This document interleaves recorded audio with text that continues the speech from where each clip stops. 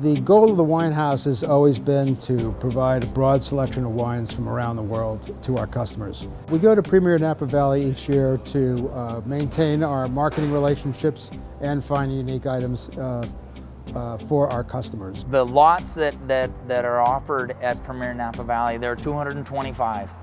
These lots range from 5 case to 10 case to 20 case lots.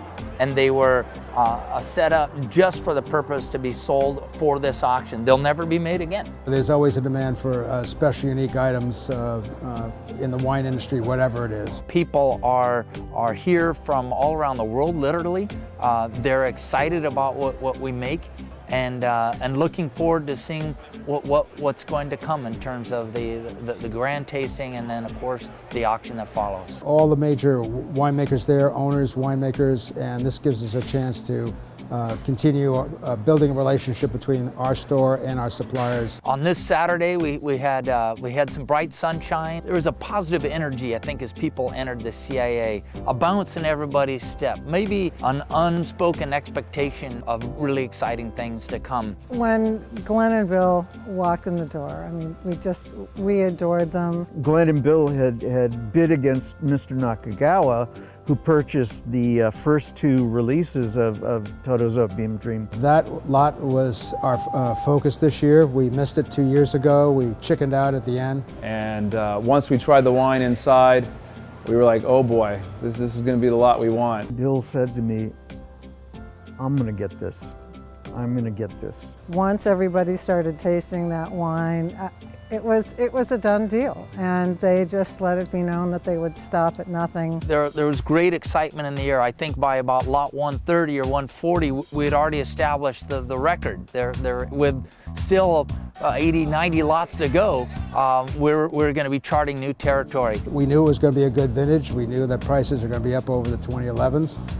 But when the first 10 lots went off, we were amazed at the enthusiasm for the 2012 vintage, and we knew that those lots that we normally buy would be much more expensive this year. We were sitting there and watching everybody spending their money.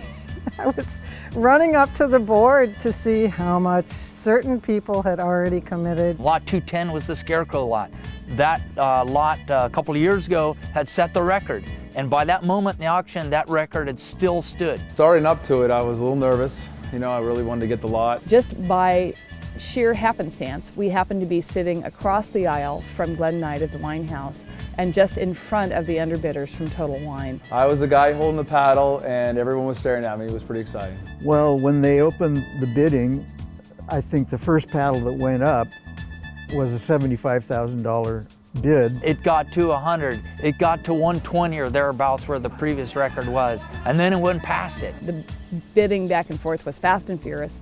Ursula was calling out bids as fast as she could, and the people from Total Wines who were sitting directly behind me were raising their paddles so much I could feel it on the back of my head as the air was blowing by. Glen at one point jumped up and said to me, I guess I'm going to have to go up above 200. And I thought, oh my God. I think at somewhere around 200,000, I just kind of went blank. I could not believe my ears. We just went back and forth really quickly, and the crowd started standing and staring at us. At that point, it is like suddenly you're running fast under deep water. Everything, all of the senses start going into the altered state. I was moving in slow motion, and my head was just going, $260,000? Once finally the paddle went down, I was pretty excited. I was jumping up and down. I gave Mimi and Bret a big hug, and it was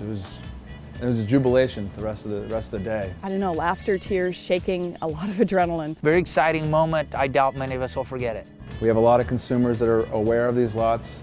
We've bought over 100 different lots over the last 15 years, and so consumers are ready for it. And with the 2012 vintage being so great, we knew that we'd be able to sell a lot of these. In the end, it was really, really, really thrilling to see the embrace of our biggest fans out there in the industry, feeling as if we had, in Napa, making wine here, set the bar a little bit higher one more time again.